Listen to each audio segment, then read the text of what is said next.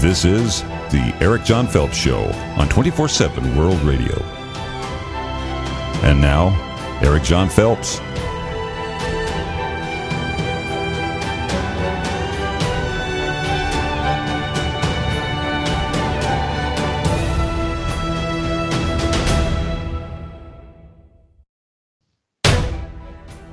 Welcome. And again, I say welcome to the broadcast today here at 24/7 World Radio with Brother Eric John Phelps, ministering to you the Word of God and true history for the edification of the body of Christ, and specifically for the white men. This is a white preacher preaching for the benefit of white people, calling white men to repentance because we are targeted for annihilation by the power of the Jesuit order. Because we were their greatest enemies, the white Anglo-Saxons, Protestants, and Baptists were their greatest enemies in the last 500 years, and therefore to destroy our nations and destroy us by any means necessary is their goal in counter-reformation to restore the Pope's dark ages when all the nations of the world were under the temporal as well as the spiritual power of the Pope. That's the end game. That's the dialectic. The Bible versus spiritual exercises. Luther versus Loyola. The Reformation versus the Counter-Reformation. And the white Saxon, Anglo-Celtic nations of Western civilization versus the world under total Jesuit control. So, welcome to the broadcast today. It is now the December 16th, 2022.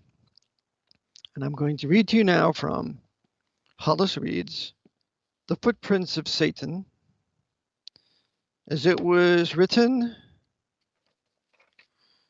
in the 1800s, The Footprints of Satan, or the Devil in History, the counterpart of God in History, which is what he has written, and I've read from, by the Reverend, quote-unquote, Hollis Reed, A.M. I don't call any man Reverend, only the Lord, Holy and Reverend is his name, so that's a title that Protestants have taken upon themselves, these ministers, and it's sin. No man is a reverend. Only God is reverend. When we go on, it was published in New York in 1872. Randall and Fish, Detroit. I. Bancroft and Company, San Francisco. E.B. Treat in Broadway, New York, and in 1872. So it's The Footprints of Satan, or the Devil in History, the counterpart of God in History by Hollis Reed.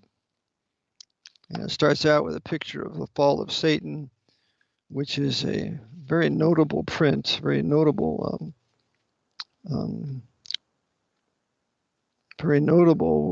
portrait of the fall of Satan done by Gustave Doré. And Satan cast out of heaven. So we read,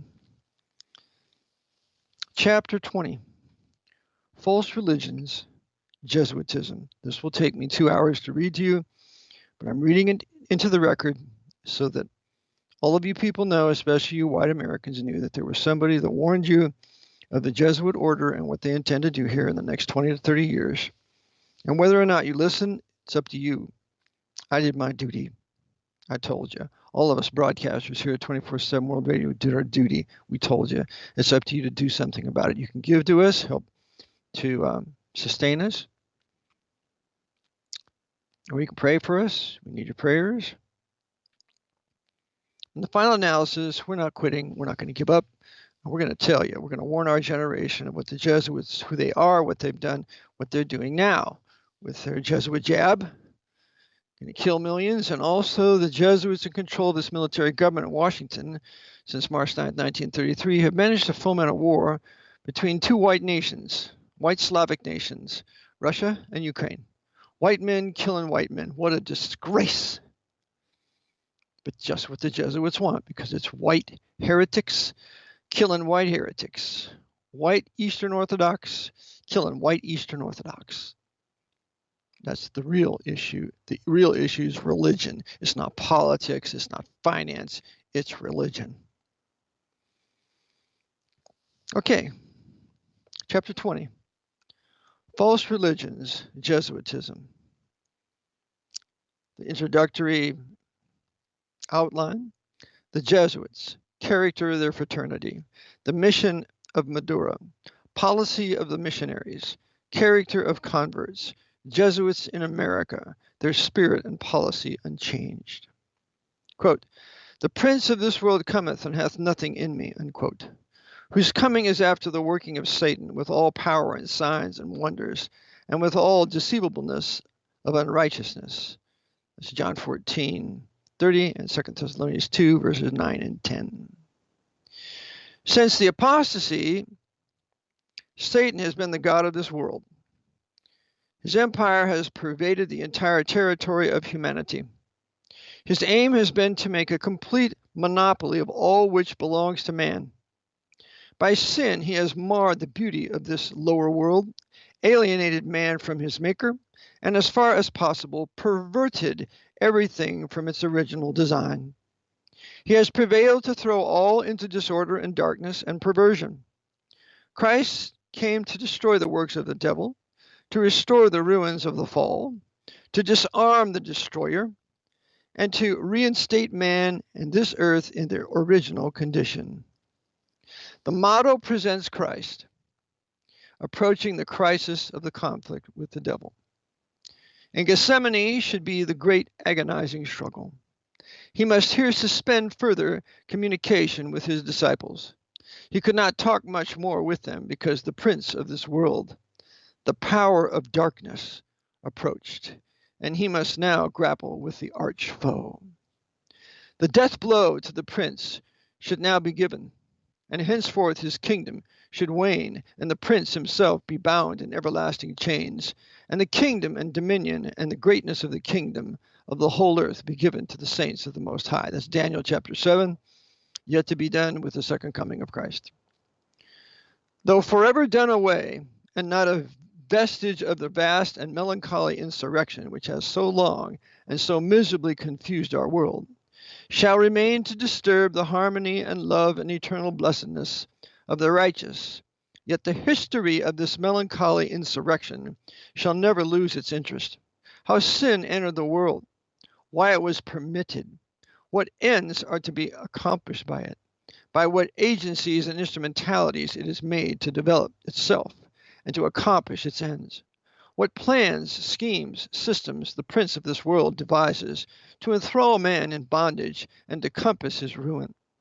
Which institutions he perverts, what monopolies he secures, what agencies he employs. We have already named war, intemperance, the perverted use of property, and false religions as great and terrific agencies by which the God of this world retains his usurped power, fills the world with woe and hell with victims. We shall now speak of another species of organized action, which he extensively employs for the same purpose, such as appears in fraternities, institutions, religious orders, and the like. It will suffice for our present purpose to speak of the Society of Jesus, or the Institute of Ignatius Loyola, commonly called Jesuitism. We have not selected this subject as a mere abstract or historical question, but as a subject of great practical importance in its bearing both on our nation and on the one church, and by consequence on the cause of liberty and religion throughout the world. For no other people have more need to become acquainted with the character, nature, and extent, design, and power of this institution, the means of its advancement, and its aim. It is probable that the activities of this society are at this moment more busily and more effectively employed in this country, that's the United States, than in any other, and possible with greater hope of success. Jesuitism has a very singular history, and the more we study this history, the more shall we become convinced that this is the masterpiece of the spirit that worketh in the children of disobedience. It is a consummate system of duplicity, cunning, and power for the maintenance of a control over human mind. I do not know that there exists in our world at the present time another system so fraught with evil, so potential in the support of error, and so dangerous to the cause of liberty and all true religion. We may therefore regard Jesuitism as Satan's choicest, most adroit, and most potent engine for the maintenance of his empire on the earth. The founder of this society was Ignatius Loyola, born in 1491, a Spanish soldier till 1521, when receiving a severe wound in the siege of Pamplona, which disabled him from further military service.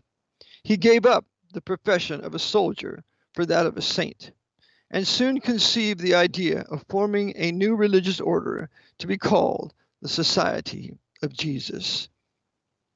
After 13 years of study, journeyings, self-mortification, and penance, this, quote, knight-errant of our Blessed Lady, unquote, as he should be called, established his order in 1534 with 7 members. 6 years after, 1540, it was sanctioned and owned by the Pope, Paul III, who granted to its members the most ample privileges and appointed Ignatius the first general of the order and almost despotic power over its members. Yes, this is absolute power, as revealed by its constitution when it was first brought to light in France in the 1760s. We thus find Jesuitism and the Romish Church early in alliance. We are not, however, to regard this alliance as a necessary one. Romanism and the institution of Loyola are 2 distinct things, met usually in concert because they are so nearly allied in spirit, and of consequence, they mutually aid each other. Jesuitism is an independent institution, living by its own life and acting for or against the Church as its own policy dictates. Though it lent the most efficient aid to the cause of Rome and is generally found in alliance with her, yet the institution has its own ends to compass, which her own ends to compass, which her members will not be diverted from, whether they can be gained with or without, or in spite of the Romish Church. This is why the notable Dominican priest Melchor Cano called the Jesuits the forerunners of the Antichrist. And he was right, as a Dominican priest. The Pope, in accepting the services of the disciples of Loyola, thought to get instruments for his work. He received not servants, but a master. Loyola got the tools. The papal church is but the instrument, the tool of the Jesuits, the beast on which they ride to power and conquest.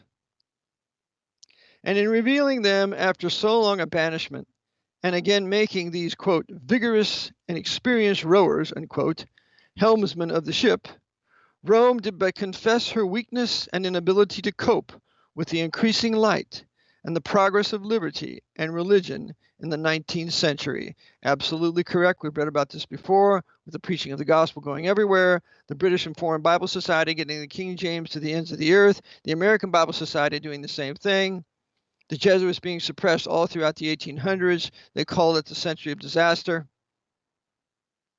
The papacy cannot stand without them. Continuing. The world has probably never seen a, quote, more powerful, corrupt, untiring, unscrupulous, invincible organization in any department of human labor or in any period of human history, unquote. Quote, their moral code, unquote, says another, quote, is one of hypocrisy, falsehood, and filth, unquote. You can read about this in a tremendous work written by a Union officer, Edwin Sherman, when he wrote The Engineer Corps of Hell in 1883. I have it with my book, Vatican Assassins, on a separate CD. The Engineer Corps of Hell. Continuing, they are enemies to all human advancement, would turn back the dial of human progress, and plunge the world again into the darkness of the Dark Ages. This is proven again by R.W. Thompson in his great work, The Footprints of the Jesuits, as well as another one titled The Papacy and the Civil Power, both written by R.W. Thompson, who was a 33rd degree Scottish Rite Freemason, but nonetheless he told the truth about the Jesuits. Christianity encourages learning, intelligence, and mental improvement among the people. It makes disciples. Jesuitism suppresses the human mind, makes instruments, tools with which to compass its own ends. It takes, quote, the living man and makes a corpse of him, an automaton, despoils him first of all his free agency, and makes him a mere tool of the craft, unquote. The Jesuit is bound by no oath. He may violate every command of the Decalogue, repudiate every precept of Holy Writ, provided it be for the advantage of the society. That's also called ad majorem de gloriam, for the greater glory of God. God, the Jesuit general. The Pope must be obeyed, the interests of the Church secured, whatever despite may be done to God and his truth. And that he may consummate his ends, the Jesuit may do anything, may be anything. The leading minister during the Salem witch trials was a Jesuit disguised as a Protestant. You check out his name. He may play saint or sinner, traitor or patriot, angel or devil, just as may seem best to subserve the purpose in hand. The Jesuits are allowed by their constitutions, quote unquote, to assume any disguise, to put on any character, adopt any means, use truth or falsehood, right or wrong, just as they deem conducive to the interests of the Church. Brother Eric John Phelps, back in a moment. 24/7 World Radio.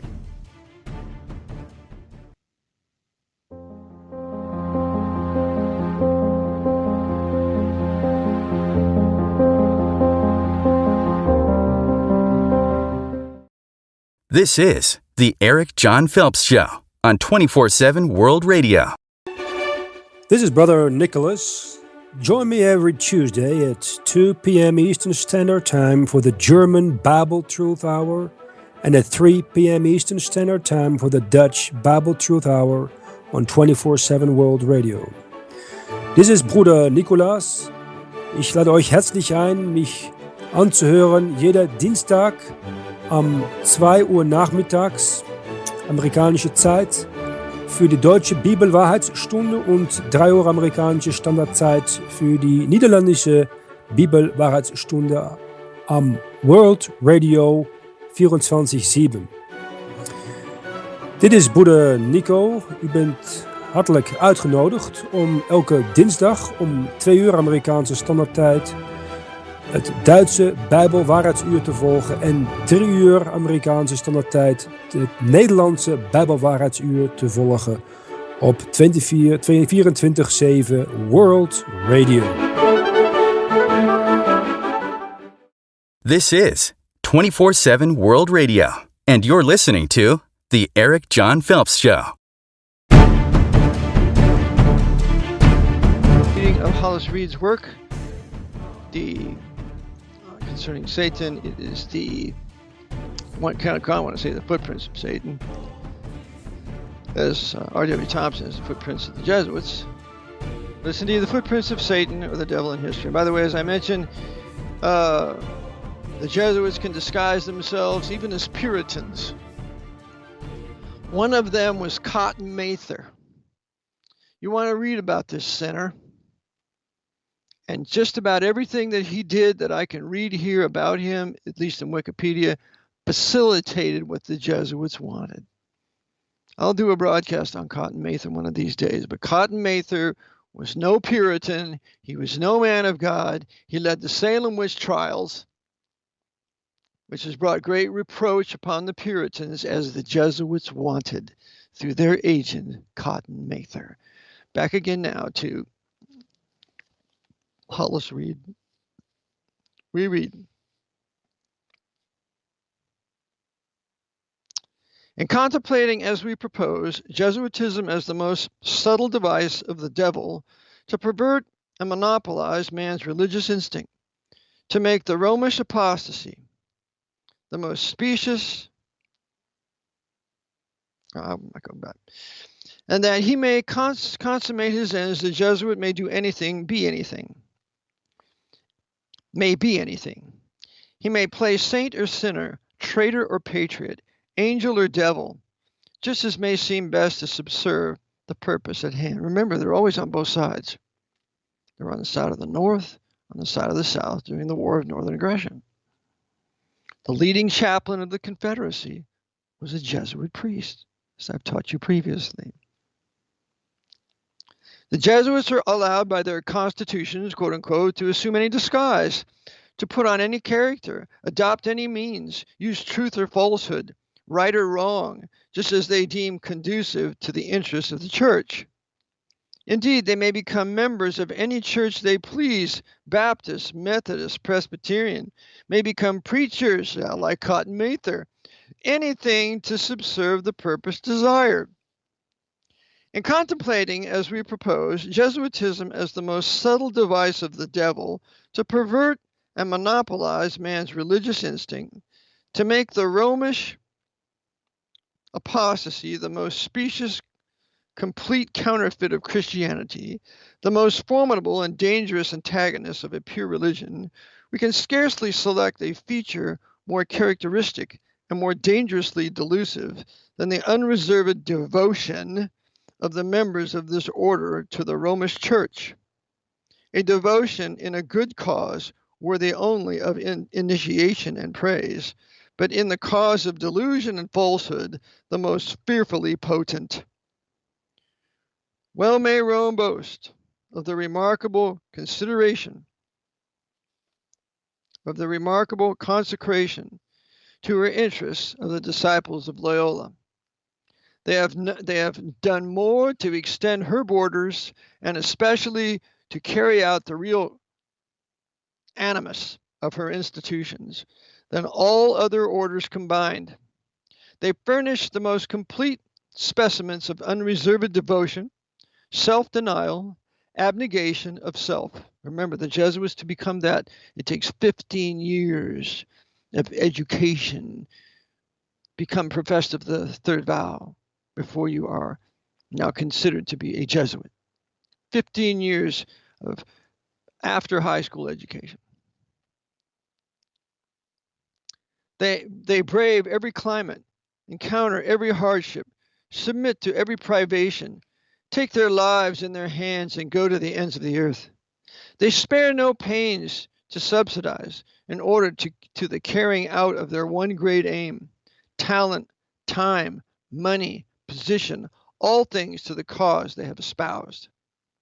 No sect claiming the Christian name has ever furnished an example of such devotion, an example so nearly up to the New Testament mark. In a good cause, it is worthy of all imitation. Had it been imitated, no territory on earth would have remained unvisited by the missionary, no district without the church in the school, and no family without the Bible. Quote, with them personal and individual interests, the claims of ease or of selfishness, are all merged in their absorbing devotion to the honor and interests of the church.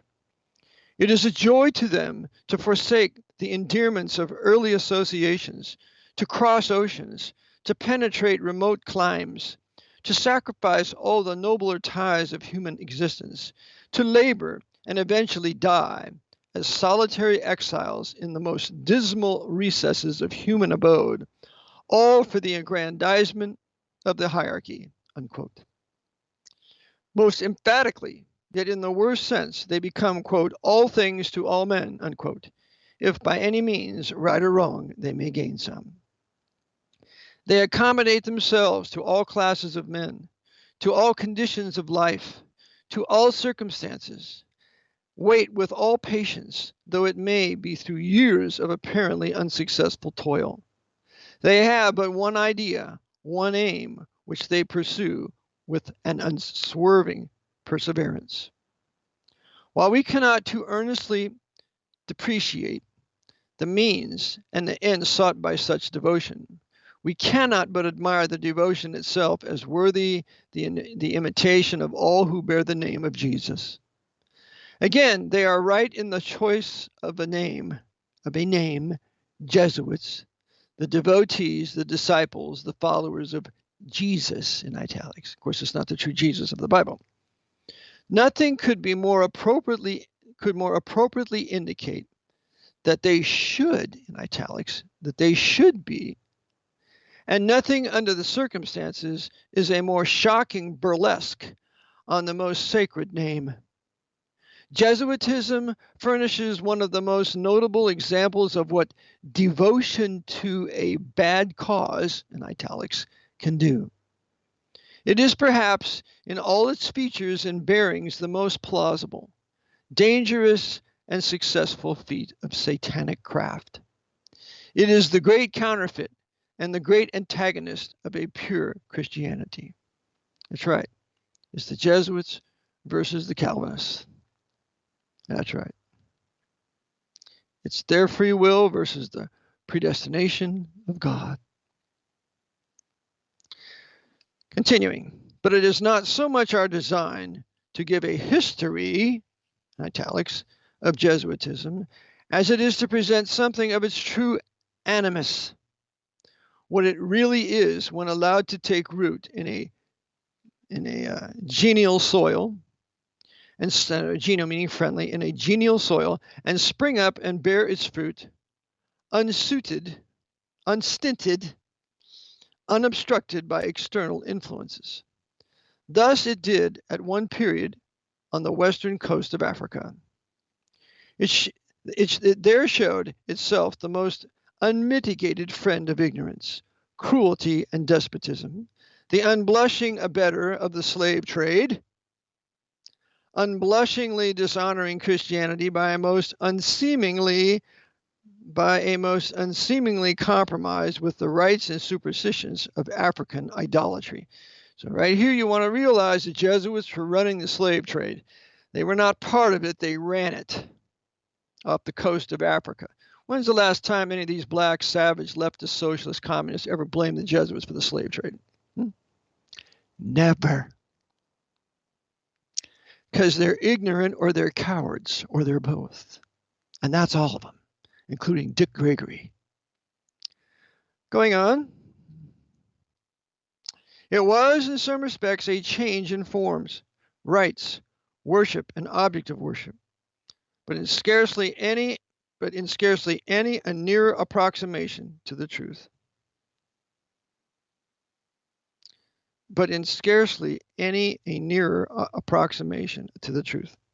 Here, Jesuitism had a fair field, nothing to impede its full and natural development.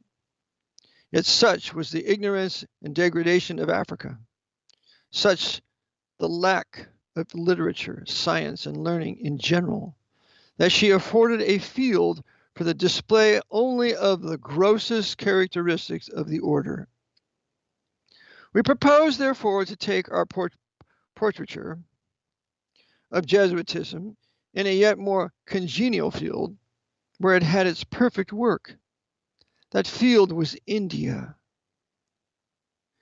Here, Jesuitical craft and cunning, avarice and ambition had full play and brought forth their legitimate fruits. And by the way, at this time, India was under the control of the British Empire in 1856.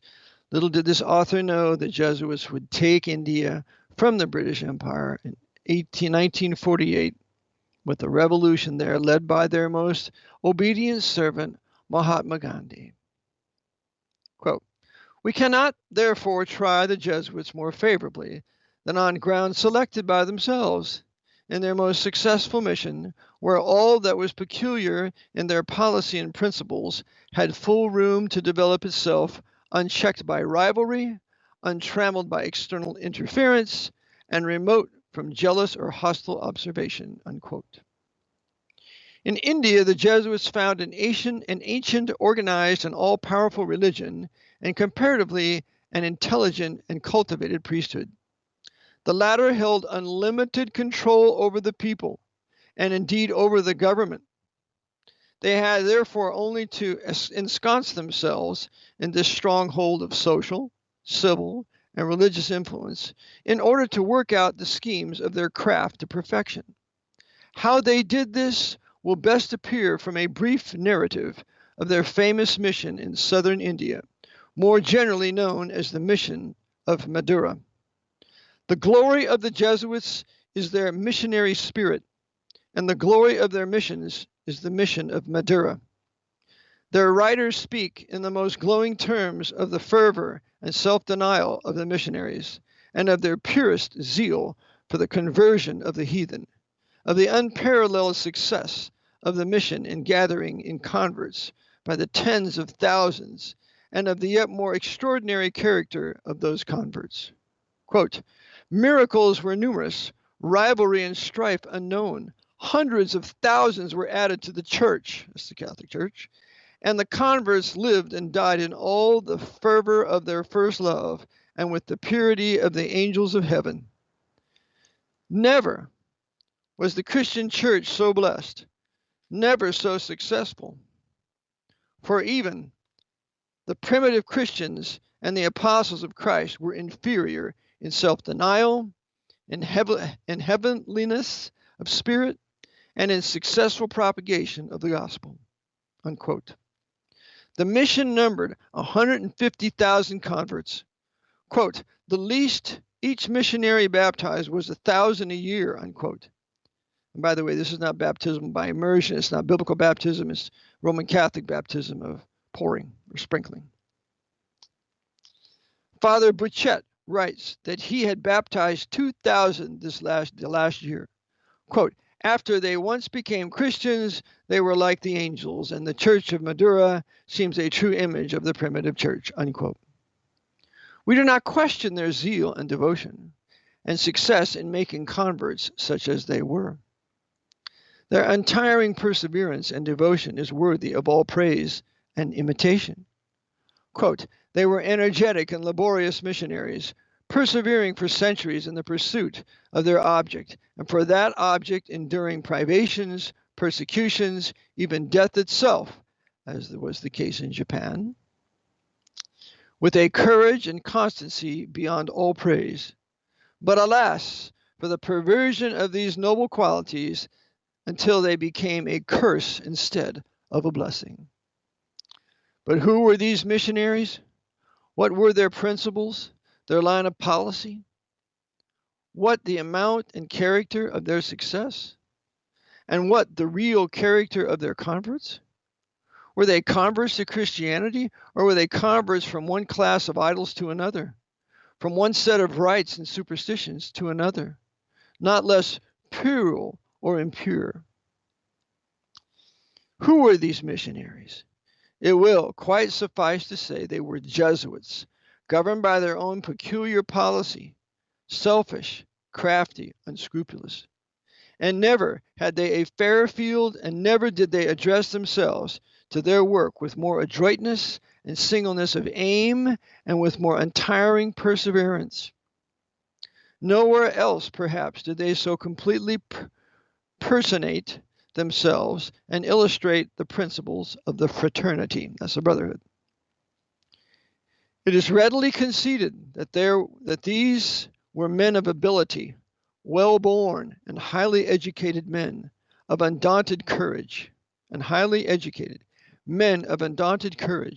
for, quote, during a century and a half they fought against all things sacred and profane, models for missionaries in zeal, in devotion to their work, in self-sacrifice, in acquaintance with languages, manners, and habits of the people. And therefore it is impossible not to lament and abhor the accursed policy of which they were the willing victims, and which will render their names and their history to all succeeding ages beacons of ruin and disgrace, unquote. But we are principally concerned to inquire what were the governing principles, what the line of policy pursued by these Indian missionaries. In reply, we need quote but a single paragraph from the Jesuit Jouvency's history of the order. That's Jouvency, Jesuit Jouvency's history of the order. The reader will at once discover the spirit de corps of this extraordinary mission, and at the same time read its history in its very origin. Quote, Father Robert de Nobilis, the founder of the mission, perceiving the strong prejudice of the natives against Europeans and believing it to be invincible, determined to conceal his real origin and to enter among them as one of themselves. For the purpose, he applied himself diligently to the study of the native language, manners, and customs, and having gained over a Brahmin to assist him, he made himself master of the usages and customs of the sect, even to the most minute details. That's why we will see the alliance of Hitler and the Third Reich and the SS with the Brahmins of India during World War II, because both were run by the Jesuits. Back in a moment.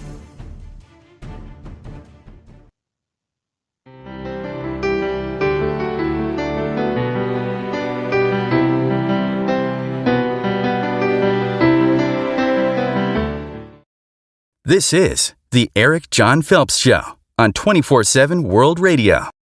This is 24/7 World Radio, and you're listening to the Eric John Phelps Show.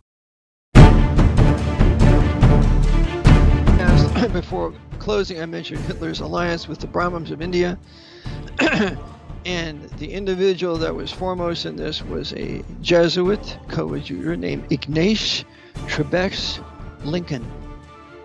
He went by the name of Moses Pinkeles. Check him out. Most assuredly tied to the Jesuits of India, and he is mentioned also by Pierre Van Passen in his great work, Days of Our Years, who was everywhere and yet nobody knew where he was from, etc., etc. Ignatius Trebeks Lincoln. Check him out.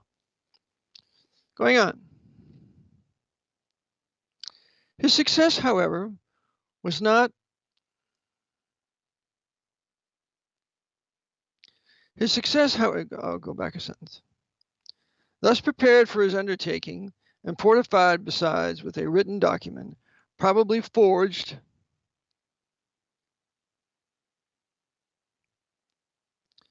thus prepared for his undertaking and fortified besides with a written document, probably forged by himself or by his companion, he entered Madura not as a Christian missionary, but as a Brahmin of a superior order. This is mentioned by Footprints of the Jesuits by R.W. Thompson. When they went into India, he tells the same narration.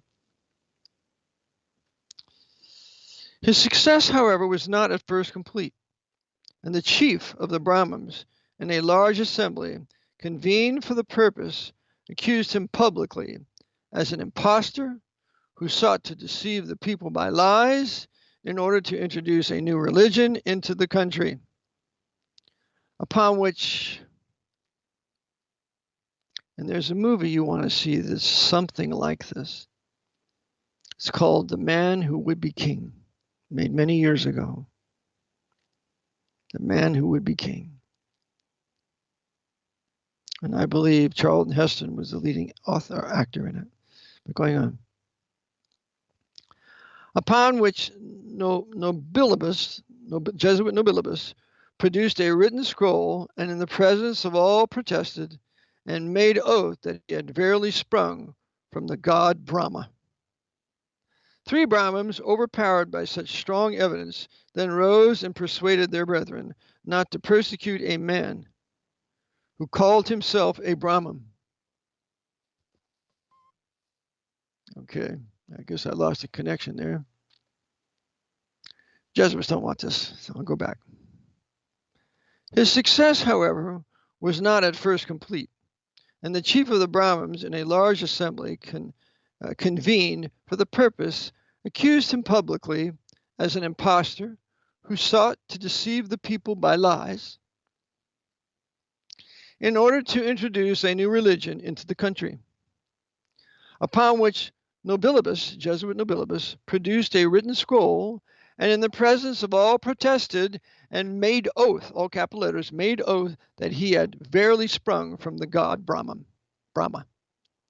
3 Brahmins, overpowered by such strong evidence This is kind of like a donation of Constantine, where St. Peter writes a letter to Pepin saying that the Pope is to be a governor of a certain area, and then Pepin gives him his temporal power. All right. 3 Brahmins, overpowered by such strong evidence, then rose and persuaded their brethren not to persecute a man who called himself a Brahmin, and proved he was so by written evidence and solemn oaths, as well as by a conformity to their manners, conduct, and dress. Unquote. Having passed this ordeal so triumphantly, he next gave himself out to be a Sunasi, and for the remainder of his life kept up the cheat successfully. We see a footnote. The Sunnisis in the 4th and most perfect institute. The Sunnisis is the 4th and most perfect institute of the Brahmins. They wear the orange-colored dress, fast often, eat neither flesh, fish, eggs, nor cooked vegetables, bathe 3 times a day, sleep on the tiger's skin, which during the day they wear on their shoulders. Let their beard grow, rub the forehead and breast with the ashes of cow's dung, for the dung of this sacred animal cleanses from sin, in italics. They are mendicants of the most austere and sacred order, submitting to austerities and performing ceremonies innumerable and severe. And not to mention, of course, they're having sex with many different women. Of course, we won't put that in there, at least not in 1856. Continuing. His example was followed by all his successors in the mission, and the discovery of the falsehood, or the mere knowledge that they were Europeans, they ever afterwards feared as the sure signal of their discomfiture. Thus was laid the foundation and the chief cornerstone of the far-famed mission of Madura. Founded in a most unblushing lie and perjury, it brought forth fruits worthy of its noble origin. I should say these Brahmins, of course, they're involved in sexual perversion. I'm sure homosexuality was part of it too. But they're not pure people. They're not pure people that need to be admired. Going on. It seems to have been no part of the labors of these self-made Brahmins from Europe to bring these idolaters of Asia up, italics, to Christianity, but they expended all their skill and power to bring Christianity down to them. They made them not one whit less superstitious or idolatrous. They substituted the Virgin for the Hindu goddess, the worship of saints and angels for that of the Lord's many, and the gods of the heathen. Remember, Hinduism has over 1 million gods. There was nothing in the one more than in the other of reformation, of life, purity of heart, or reverence for God, his service, his word, or his day. The Christianity of these Roman Sunnisis afforded no more test of character and was followed by no reformation of manners and presented to the world no evidence that the new religion possessed any moral superiority over the long venerated religions of the country. This will appear the more obvious as we inquire next. What was the amount and what the real character of the success of this India mission? No doubt they numbered a large multitude of converts and gained great power and accumulated immense wealth. M. Martin, the governor of Pondicherry, asserts that the Jesuits carried on an immense commerce. Father Taccard had, at one time, account with the French company to the amount of 500,000 livres, L-I-V-R-E-S, livres, I think it's livres, and that the company's vessels transported largely for the Jesuits. Those are called the black ships, the Jesuit black ships. Yet they made a large number of converts and wielded a tremendous power in India for 150 years.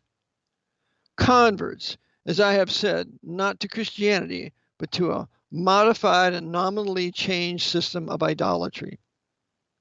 Our narrative of the Madura mission furnishes ample illustrations of the character of the Christianity there introduced. Take, for example, a description of a quote-unquote Christian procession on a grand festival day in honor of the Virgin Mary. It is as completely heathen as anyone who has witnessed these processions in India very well knows, as any procession in honor of the Hindu goddess. It is thus described, reminding one of the famous Juggernaut.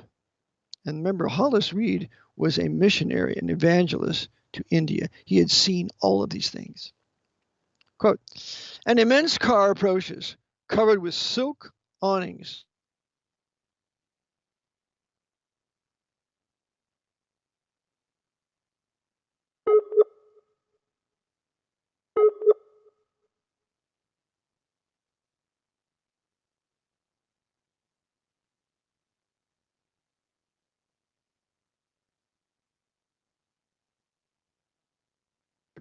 An immense car approaches, covered with silk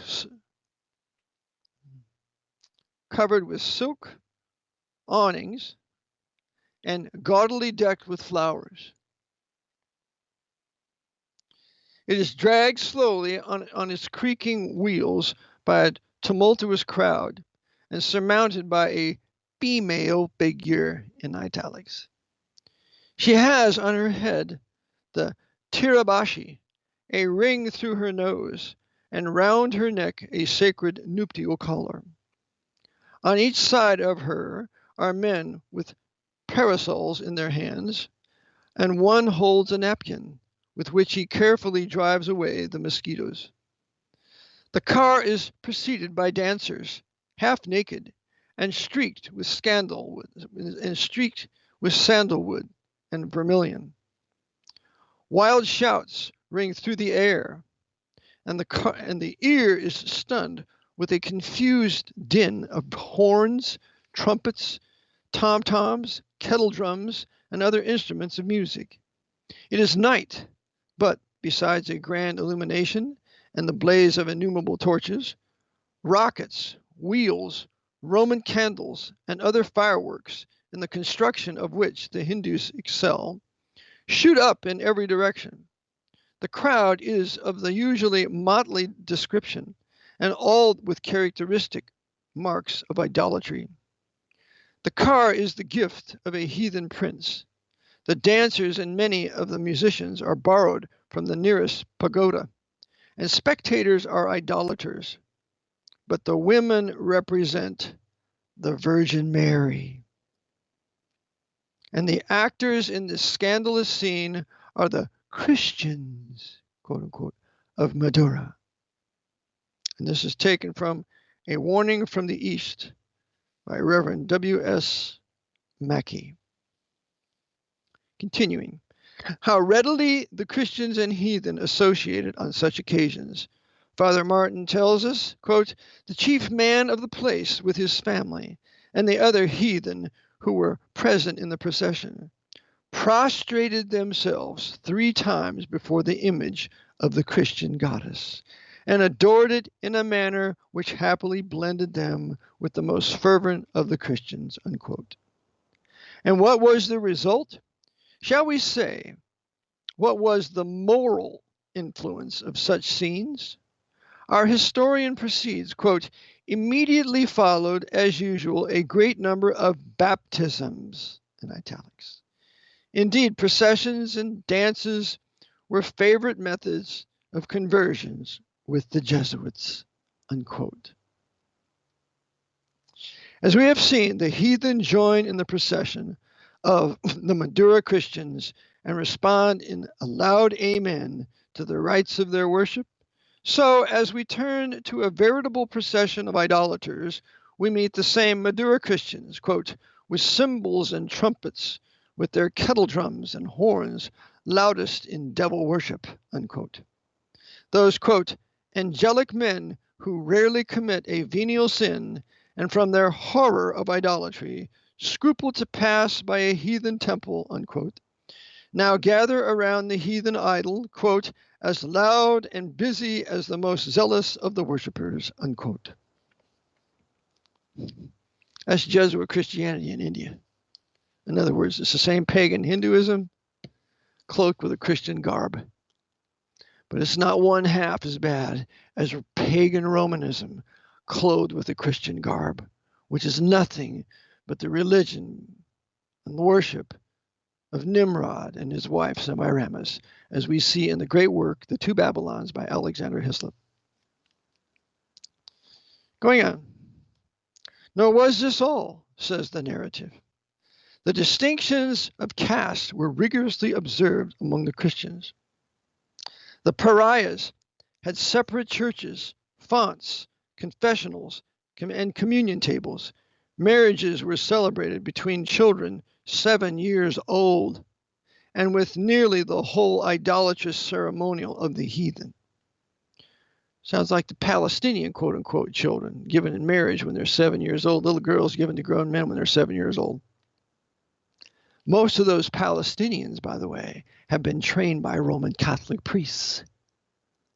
I know, I was in Israel. I went into a Palestinian restaurant, and there they were playing quote-unquote Christian music, sending their children to Roman Catholic schools.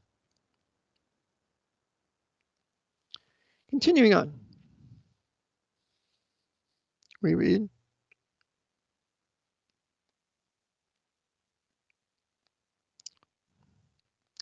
Christians and heathen wore the same tokens of idolatry, observed essentially the same rites, performed the same oblations, both using the very same prayers while bathing, addressed in the idols of the heathen.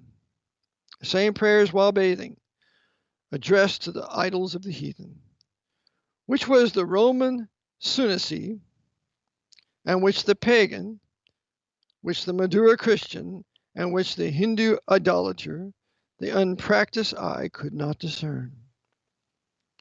But what was the result? Did real Christianity make any progress there? Did the angel bearing the good tidings find there any resting place for the sole of her foot? Or was it simply a demonstration of Jesuitism, a gigantic attempt to counterfeit Christianity, to forestall the rising missionary spirit of the 17th century, and to monopolize the great missionary field of the East, which was now fast pressing into the hands of a great Protestant nation, which was Great Britain, of course? Well, may it be said, Satan's seat is there. Nowhere else has he such vast multitudes of immortal souls bound hand and foot in the chains of an ancient, long-venerated, all-controlling system of false religion. Christianity, now renovated and energized by the Reformation, was about to take wings for her flight over the nations. Eric John Phelps, back in a moment, 24/7 World Radio, reading Hollis Reed's Jesuitism.